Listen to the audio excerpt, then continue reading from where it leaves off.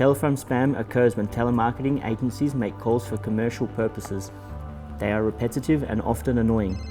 To avoid this, you can use the caller ID, so you can know before answering the information about the people or companies that are calling you and that are not in your contacts.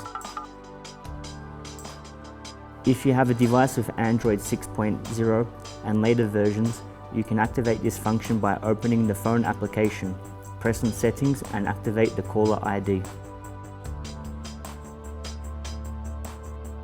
If you want to dial a number as spam, check your recent calls, press and hold until the options appear. Select block and mark as spam. This way you can block and report those numbers that are breaking the regulations.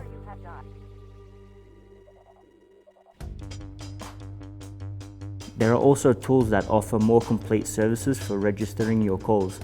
For example, Call app, with which you can block calls or even record them. Likewise, you can restrict phone numbers and hidden number calls, create a blacklist or identify who is calling you, even if you don't have it registered in your contacts. The call recording function works with regular calls, loudspeakers, headphones and Bluetooth, and they are also registered in high quality. These recordings can be automatic or activated manually.